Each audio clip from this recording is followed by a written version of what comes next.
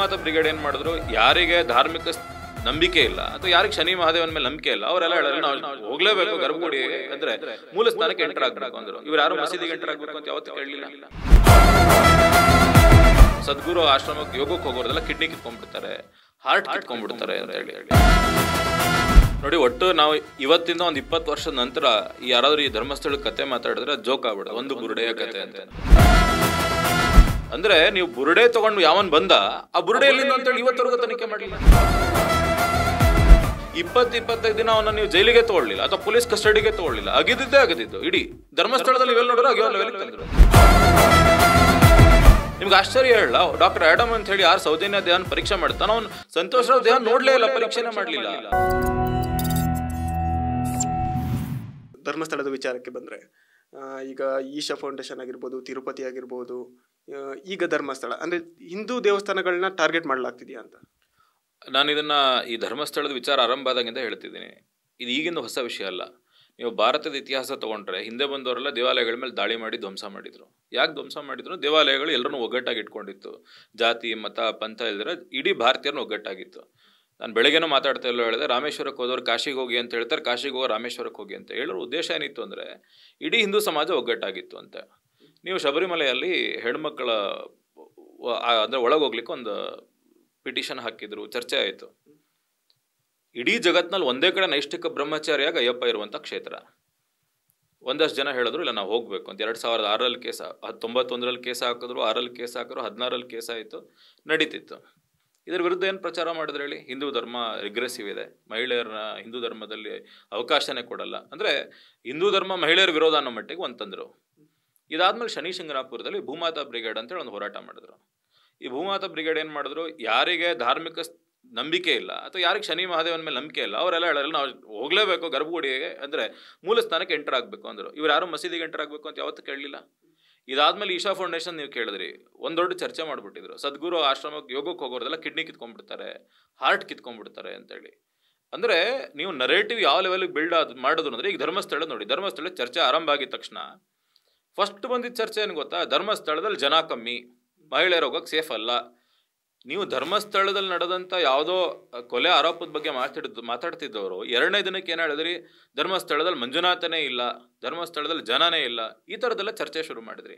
ಅಂದರೆ ಹಿಂದೂಗಳಿಗೆ ಧರ್ಮಸ್ಥಳಕ್ಕೆ ಹೋಗೋದಕ್ಕೆ ಭಯ ಬೀಳೋ ಥರ ಅಥವಾ ಧರ್ಮಸ್ಥಳದಲ್ಲಿ ಏನೋ ಅಡಗಿದೆ ಅನ್ನೋ ಲೆವೆಲಿಗೆ ತಂದ್ರಿ. ಇದು ನರೇಟಿವ್ ಅಲ್ದಿರ ಮತ್ತೇನು? ಮತ್ತು ನಾನು ನಿಮಗೆ ಹೇಳ್ತೀನಲ್ಲ, ಈ ಒಟ್ಟು ಕಾನ್ಸ್ಪಿರಸಿಗೆ ನೀವು ನರೇಟಿವ್ ಟೆರರಿಸಮ್ ಅಂತ ಕಾಯಿನ್ ಮಾಡಿದ್ರೆ ಸರಿ ಅಂತ ನನಗನ್ಸುತ್ತೆ. ಸರ್, ಈಗ ತನಿಖೆ ಆಗ್ತಿದೆ, SIT ತನಿಖೆ ಆಗ್ತಿದೆ. ಏನಾಗ್ಬೋದು ಇನ್ ಕೇಸ್ ಈ ಮಾಸ್ಕ್ಡ್ ಮ್ಯಾನ್ ಏನಿದ್ದಾನೆ ಅವನು ಇಲ್ಲ ನಾನು ತಪ್ಪು ಮಾಡಿದ್ದೀನಿ, ಯಾರು ಹೇಳ್ಕೊಟ್ರು, ನಾನು ಈಗ ಮಾಡಿದೆ ಅಂತ ಹೇಳಿದರೆ ಅವನಿಗೆ ಯಾವ ಶಿಕ್ಷೆ ಆಗ್ಬೋದು? ನೋಡಿ, ಒಟ್ಟು ನಾವು ಇವತ್ತಿಂದ ಒಂದು 20 ವರ್ಷದ ನಂತರ ಯಾರಾದರೂ ಈ ಧರ್ಮಸ್ಥಳದ ಕತೆ ಮಾತಾಡಿದ್ರೆ ಜೋಕ್ ಆಗ್ಬಿಡೋದು, ಒಂದು ಬುರುಡೆಯ ಕತೆ ಅಂತ.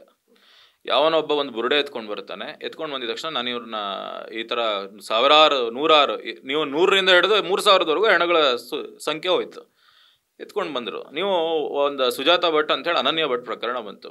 ಜನ ಎಲ್ಲ ಹೀಗೆ ಬೈದ್ರಿ ನಮಗೆ, ನಿಮ್ಗೆ ಅನನ್ಯ ಅಂತ ಒಬ್ಬ ತಂಗಿ ಇದ್ದಿದ್ರೆ, ಅನನ್ಯ ಅಂತ ಒಬ್ಬ ಅಕ್ಕ ಇದ್ದಿದ್ರೆ, ಸುಜಾತಾ ಭಟ್ ಥರ ತಾಯಿ ಇದ್ದಿದ್ರೆ, ಈಗ ಅನನ್ಯ ಅಂತ ತಂಗಿ ಯಾರಿಗೂ ಇಲ್ದಿರ ಆಯ್ತಲ್ಲ.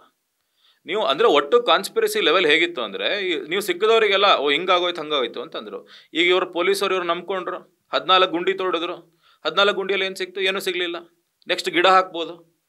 ಅಂದರೆ ನೀವು ಬುರುಡೆ ತೊಗೊಂಡು ಯಾವನ್ ಬಂದ, ಆ ಬುರುಡೆ ಎಲ್ಲಿಂದ ಅಂತೇಳಿ ಇವತ್ತವರೆಗೂ ತನಿಖೆ ಮಾಡಲಿಲ್ಲ. ಎಲ್ಲಿ ಅವನು ಬುರುಡೆ ತಂದಿದ್ದು ಎಲ್ಲಿಂದ ಅಂತ ಏನಾದ್ರು ಗೊತ್ತಾಗಿದ್ದಿದ್ರೆ, ಈ ಯೂಟ್ಯೂಬರ್ಗಳು ಏನು ಮಾಡ್ತಾರೆ ಹೇಳಿ? ಈಗ ಸುಜಾತಾ ಭಟ್ 5 ನಿಮಿಷಕ್ಕೆ ಹೋಗುತ್ತಿದ್ದಾರೆ, SIT ಮುಂದೆ ನಿಂತಿದ್ದಾರೆ, ಇನ್ನೇನು ಒಳಗಿಡ್ತಾರೆ ಅಂತೆಲ್ಲ ಹೇಳ್ತಾರಲ್ಲ. ಬುರುಡೆ ಅವ್ನು ಅಗಿಯೋಗಿ ಇವ್ರೊಬ್ಬ ವಿಡಿಯೋ ಮಾಡಿದ್ರೆ ಇರ್ತಿದ್ರ? ಬುರುಡೆ ಏನಾದ್ರು ಅಲ್ಲಿಂದ ಹಾಕಿದ್ರೆ ವಿಡಿಯೋ ಮಾಡೋರು. ನಮ್ಮ ಜನರು ದುರಂತ ನೋಡ್ರಿ. ಅವ್ನು ಯಾರೋ ಒಬ್ಬ ವಿಡಿಯೋ ಮಾಡ್ತಾನೆ 6 ನಿಮಿಷದ್ದು ಅತ್ಯಾಚಾರದ್ದಂತ, ಮುಂಚೆ ಹಾಕ್ತಾನೆ ಡಿಸ್ಕ್ಲೇಮರ್ ಏನಂತ, ಇಲ್ಲಿ ಬರುವ ಚಿತ್ರಗಳೆಲ್ಲ ಕಾಲ್ಪನಿಕವಾದದ್ದು, ಸತ್ಯಕ್ಕೆ ನನಗೂ ಸಂಬಂಧ ಇಲ್ಲ. ಆ 6 ಸೆಕೆಂಡ್ ನೋಡಲ್ರಿ, 6 ನಿಮಿಷದ ವಿಡಿಯೋ ನೋಡಿ ಇಡೀ ಊರೆಲ್ಲ ಶೇರ್ ಮಾಡಿ ನರೇಟಿವ್ ನಮ್ಮವರೇ ಸೃಷ್ಟಿ ಮಾಡ್ತಾರೆ. ಅಂದರೆ ಈ ಥರ ಒಟ್ಟು ನರೇಟಿವ್ ಬಿಲ್ಡ್ ಮಾಡಿ ಮಾಡಿ ಮಾಡಿ ಮಾಡಿ ದೊಡ್ಡ SIT ಇನ್ವೆಸ್ಟಿಗೇಷನ್ ತಂದರು. ಈಗೇನಾಯಿತು? ಎಲ್ಲ ಗುಂಡಿ ತೋಡಿದಾಯ್ತು, ಗಿಡ ನೆಡ್ಲಿಕ್ಕೆ ಜಾಗ ಮಾಡಿಕೊಟ್ಟಿದ್ದಾಯ್ತು. ಈಗ ಅವನು ಹೇಳ್ದ ಇಲ್ಲ ನಾನು ಹಿಂಗೆ ಮಾಡಲಿಲ್ಲ. ಈಗ ಅವನು ಅಪ್ರೂವರ್ ಆಗಿ ಅವನು ಇವ್ರ ವಿರುದ್ಧ ಎಲ್ಲ ಹೇಳಿಕೆ ಕೊಟ್ಟ. ಅಂದರೆ ಇದ್ರ ಹಿಂದೆ ದೊಡ್ಡ ಜಾಲ ಇದೆ, ಇಷ್ಟಕ್ಕೆ ಸೀಮಿತ ಆಗಿಲ್ಲ. ಫಸ್ಟು ಅವನು ಯಾರು ಬುರುಡೆ ತಂದ ಅವನ ಮೇಲೆ ಮರ್ಡರ್ ಕೇಸಾಗಿ ಒಳಗಾಕಬೇಕಿತ್ತು. ಅವ್ನು ಫಸ್ಟ್ ಹೇಳಿಕೆ ಏನಾಗಿತ್ತು? ನಾನು 100,000 ಹೆಣವನ್ನು ಊತಿದ್ದೀನಿ. ಅಂದರೆ ನೀನು ಕ್ರೈಮಿನಲ್ ಪಾರ್ಟ್ನರ್ ಇದೆಯಾ? ನೀನು ಕ್ರೈಮಲ್ಲಿ ಕೈ ಜೋಡಿಸಿದ್ಯಾ, ನಿನ್ನನ್ನು ಫಸ್ಟ್ ಅಪ್ರೂವರ್ ಮಾಡಿ ನಿನ್ನನ್ನು ಫಸ್ಟ್ ಜೈಲಿಗೆ ಹಾಕಿದ್ರೆ ಬುದ್ಧಿ ಬರ್ತಿತ್ತು. 20-25 ದಿನ ಅವನ್ನ ನೀವು ಜೈಲಿಗೆ ತೊಗೊಳ್ಳಿಲ್ಲ ಅಥವಾ ಪೊಲೀಸ್ ಕಸ್ಟಡಿಗೆ ತೊಗೊಳ್ಳಿಲ್ಲ, ಅಗಿದಿದ್ದು ಇಡೀ ಧರ್ಮಸ್ಥಳದಲ್ಲಿ ಇವೆಲ್ಲ ನೋಡ್ರೆ ಅಗಿಯೋ ಲೆವೆಲ್ಗೆ ತಂದರು. ಈಗೇನಾಯಿತು, ಅವನು ಉಲ್ಟಾ ಹೇಳಿಕೆ ಕೊಟ್ಟ. ಈಗ ಇವರೆಲ್ಲರೂ ಏನು ಮಾಡ್ತಿದ್ದಾರೆ, ಯಾರು SITಗೆ ಡಿಮಾಂಡ್ ಮಾಡಿದ್ರು, ಯಾರು SIT ಪರ ಮಾತಾಡೋದು, ಅವರೇ SITನ ಹಂಗೆ ಮಾಡ್ತಿಲ್ಲ ಹಿಂಗೆ ಮಾಡ್ತಿಲ್ಲ ಅಂತ ಹೇಳ್ತಿದ್ದಾರೆ. ಅಂದರೆ ಈ ಕಾನ್ಸ್ಪಿರಸಿ ಜಾಲ ಇದೆಯಲ್ಲ ಭಾಳ ವ್ಯವಸ್ಥಿತವಾದಿದೆ. ಈಗ ನೀವು ನಾನು ಯಾರೋ ನೋಡೋದು ಸುಜಾತ ಭಟ್ ಅಂತವ್ರು ನೋಡಿದರೆ ಅಯ್ಯೋ ಪಾಪ ಅಂತೇಳಿ ಕರಳು ಕಿತ್ತು ಬರೋ ಲೆವೆಲಿಗೆ ಅಜ್ಜಿ ಹೇಳ್ತಿತ್ತು, ಮಾರ ರಾತ್ರಿ ಹೇಳ್ತಿಲ್ಲ ಯಾರೋ ಹೇಳಿದ್ರು ಅಂತ ಹೇಳ್ತು. ಅಂದರೆ ಈ ಕಾನ್ಸ್ಪಿರಸಿ ಲೆವೆಲ್ ಹಂಗಿದೆ. ಓಕೆ, ಇನ್ನು ಸೌಜನ್ಯ ಪ್ರಕರಣಕ್ಕೆ ಅಂತ ಬಂದರೆ ಸಂತೋಷ್ ರಾವ್ ನಿರಪರಾಧಿ ಅಂತ CBI ಕೋರ್ಟ್ ಡಿಕ್ಲೇರ್ ಮಾಡಿದೆ. ಇನ್ ಕೇಸ್ ಆತ ಏನಾದರೂ ಆತ ಇರ್ಬೋದು ಅಥವಾ ಯಾರಾದರೂ ಯಾರು ಅಪರಾಧಿಗಳು, ಆ ಅಪರಾಧಿಗಳು ಬಂದು ನಾನೇ ಇಂಥ ಇದು ಕೃತ್ಯ ಮಾಡಿದೆ ಅಂತ ಹೇಳಿದರೆ ಅವರ ಮೇಲೆ ಏನು ಆ್ಯಕ್ಷನ್ ತಗೊಳ್ಬೋದು? ನೋಡಿ, ಸಂತೋಷ್ ರಾವ್ ನೀವು ಆರ್ಡರ್ ನೋಡಿದ್ರೆ ನನಗೂ ನಿಮಗೂ ಎಲ್ರಿಗೂ ಸೌಜನ್ಯ ನ್ಯಾಯ ಸಿಗಬೇಕು ಅಂತ ಅತ್ಯಂತ ದುಃಖ ಇದೆ, ನಮ್ಮೆಲ್ರಿಗೂ ಇದೆ. ಸೌಜನ್ಯ ಪ್ರಕರಣ ಬೇರೆ, ಮತ್ತು ಇವ್ರು ಯಾರು ಹೋರಾಟ ಮಾಡ್ತಿದಾರಲ್ಲ ಇವರೆಲ್ಲ ಸಂತೋಷ್ ರಾವ್ ಪರ ಹೋರಾಟಗಾರರು. ಏನು ಹೋರಾಟ ಮಾಡೋಕೆ ಹೋಗ್ತಾರೆ ಇವ್ರು? ಈ ಹೋರಾಟ ಎಲ್ಲ ಮಾಡಿ ಸೌಜನ್ಯ ಪ್ರಕರಣ ದಾರಿ ತಪ್ಪಿಸ್ತಿದ್ದಾರೆ. ನೀವು ಅವನು ಅಕ್ವಿಟ್ ಆಗಿರುವಂಥದ್ದು ಬೆನಿಫಿಟ್ ಆಫ್ ಡೌಟ್ ಮೇಲೆ, ಅಂದರೆ ಯಾವುದೇ ಆಧಾರಗಳು ಮ್ಯಾಚ್ ಆಗದೆ ಇರೋದು. ನೀವು ಒಂದು ಮರ್ಡರ್ ಆಗ ಸರ್ಕಮ್ಸ್ಟೆನ್ಷಿಯಲ್ ಎವಿಡೆನ್ಸಸ್ ಮೇಲೆ ಹೋಗುತ್ತೆ. ಆ ಎವಿಡೆನ್ಸಸ್ ಮ್ಯಾಚ್ ಆಗದಿರೋ ಕಾರಣಕ್ಕೆ ಅವನು ಅಕ್ವಿಟ್ ಆಗಿದ್ದಾನೆ. ಅವನಿಗೊಂದು ರೋಗ ಆಯಿತು, ಫಿಮೋಸಿಸ್ ಅಂತ ಹೇಳಿ. ನೀವು ಚಾರ್ಜ್ ಶೀಟ್ನಲ್ಲಿ ಬಂದಂಥ ಎಷ್ಟೋ ವಿಷಯಗಳನ್ನು ಕೋರ್ಟ್ ಕನ್ಸಿಡರ್ ಮಾಡಿಲ್ಲ. ಮತ್ತು ನೀವು ಅವನನ್ನು ಯಾರು ನೋಡ್ದ ಅವನನ್ನೇ ನೀವು ಅಂದರೆ ನೀವು ಸಾಕ್ಷಿಗೆ ತೊಗೊಳ್ಳಿಲ್ಲ. ನಿಮ್ಗೆ ಆಶ್ಚರ್ಯ ಹೇಳಲ್ಲ, ಡಾಕ್ಟರ್ ಆ್ಯಡಮ್ ಅಂತ ಹೇಳಿ ಯಾರು ಸೌಜನ್ಯ ದೇಹನ ಪರೀಕ್ಷೆ ಮಾಡ್ತಾನೆ, ಅವನು ಸಂತೋಷ್ ರಾವ್ ದೇಹ ನೋಡಲೇ ಇಲ್ಲ, ಪರೀಕ್ಷೆನೇ ಮಾಡಲಿಲ್ಲ. ಆಮೇಲೆ ಸಂತೋಷ್ ರಾವ್ ದೇಹ ಪರೀಕ್ಷೆ ಮಾಡೋದು ಡಾಕ್ಟರ್ ಮಹಾಬಲೇಶ್ವರ್ ಭಟ್ ಅಂತ. ಆ ಮಹಾಬಲೇಶ್ವರ್ ಭಟ್ನ ಸಾಕ್ಷಿಯಾಗಂತೂ ಕ್ರಾಸ್ ಎಕ್ಸಾಮಿನೇಷನ್ ಮಾಡಲಿಲ್ಲ. ಅಂದರೆ ಒಟ್ಟು ಪ್ರಾಸಿಕ್ಯೂಷನ್ ಮತ್ತು ಕೇಸ್ ನಡೆಸಿದ ಫೇಲ್ಯೂರಿಂದ ಅವ್ನು ಅಕ್ವಿಟ್ ಆಗಿದ್ದಾನೆ ಬಿಟ್ಟರೆ ನಾವು ಹೇಳುವಂಗೆ ಇವರು ಜನ ಎಲ್ಲ ಹೇಳ್ತಾರೆ ನಿರಪರಾಧಿ, ಈ ಥರದ್ದು ಯಾವುದೋ ಕತೆ ಕಟ್ಟುವಂಗಿಲ್ಲ. ಮತ್ತು ಕೋರ್ಟ್ ಆದೇಶ ಏನಿದೆ ಗೊತ್ತಾ, ಈ ಆದೇಶವನ್ನು ಅಕ್ವಿಟಲ್ ಕಮಿಟಿ ಮುಂದೆ ಇಡಬೇಕು. ಅಂದರೆ ಯಾರು ಇದಕ್ಕೆ ಈ ಅಕ್ವಿಟಲ್ ಕಾರಣ ಇದ್ದಾರೆ ಅವ್ರ ಮೇಲೆ ಕ್ರಮ ಜರುಗಿಸ್ಬೇಕು ಅಂತ ಹೇಳಿದೆ. ಇವತ್ತು ಸೌಜನ್ಯ ತಂದೆ ತಾಯಿ ಯಾರಿದ್ದಾರೆ ಅವ್ರು ಇಲ್ಲಿ ಹೋರಾಟ ಮಾಡೋದು ಬಿಟ್ಬಿಟ್ಟು ಸುಪ್ರೀಂ ಕೋರ್ಟಿಗೆ ಅರ್ಜಿ ಹಾಕ್ಬೇಕು, ಹೈಕೋರ್ಟ್ ಆದೇಶದ ವಿರುದ್ಧ ಡಿನೋವಾ ಇನ್ವೆಸ್ಟಿಗೇಷನ್ ಆಗಬೇಕು. ಸಾವಿರಾರು ಜನ ವಕೀಲರು ರಸ್ತೆಗೆ ಬಂದು ಅವ್ರ ಪರ ಹೋರಾಟ ಮಾಡ್ತಾರೆ ರೀ ಕೋರ್ಟ್ನಲ್ಲಿ, ಅವರಿಗೋಸ್ಕರ ಮಾಡ್ತಾರೆ. ಅವ್ರು ಅದನ್ನು ಮಾಡೋದು ಬಿಟ್ಬಿಟ್ಟು ಇಲ್ಲಿ ರೋಡಿಗಳಿದ್ರೆ ಏನಾಗುತ್ತೆ? ಸರ್, ಈ ಹೆಣ ಊತಿಟ್ಟ ಪ್ರಕರಣ ಇದೆಯಲ್ಲ, ಅದು ಸೌಜನ್ಯ ಪ್ರಕರಣದ ಮೇಲೆ ಪ್ರಭಾವ ಬೀರ್ಬೋದು? ಅಲ್ಲ, ಇವರೆಲ್ಲ ಮಾಡಿ ದಾರಿ ದಿಕ್ ತಪ್ಪಿಸೋ ಕೆಲಸ ಮಾಡ್ತಿದ್ದಾರೆ. ಈ ಹೆಣ ಊತಿಟ್ಟ ಪ್ರಕರಣ ಇದೊಂಥರ ಬುರುಡೆ ಪ್ರಕರಣ, ಅಷ್ಟಕ್ಕೆ ಸೀಮಿತ.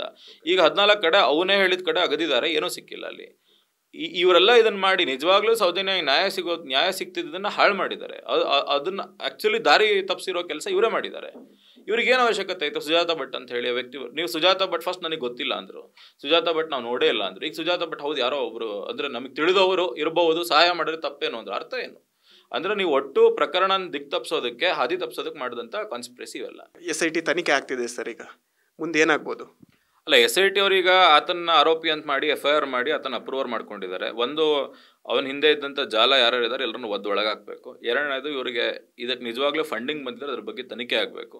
ಯಾಕಂದರೆ ಈ ಥರದ್ದು ಯಾವುದೇ ವ್ಯವಸ್ಥೆ ಇಲ್ದಿರ ಆಲ್ ಜಜೀರಾ ಅಥವಾ BBC ಸುದ್ದಿ ಬರುತ್ತೆ ನನಗೇನು ಅನ್ಸಲ್ಲ. ಅದು ಸಾವಿರಾರು ನೀವು ಮಾಸ್ ಬರಿಯೋಲಿನ ಟೆಂಪಲ್ ಟೌನ್ ಅಂತೆಲ್ಲ ಸುದ್ದಿ ಮಾಡ್ತಾರೆ, ನನಗೇನು ಅನ್ಸಲ್ಲ. ಇದು ಒಟ್ಟು ತನಿಖೆ ಆಗಬೇಕು, SIT ಮಾಡಬೇಕು. ನನಗೆ SIT ಮೇಲೆ ವಿಶ್ವಾಸ ಇದೆ. ಇವ್ರು ಯಾರ್ಯಾರು ಇದರಿಂದ ಜಾಲದಲ್ಲಿದ್ದಾರೆ, ಕಾನ್ಸ್ಪಿರಸಿಯಲ್ಲಿದ್ದಾರೆ, ಎಲ್ಲ ಒಳಗೋಗ್ತಾರೆ ಅಂತ ನನಗೆ ನಂಬಿಕೆ ಇದೆ.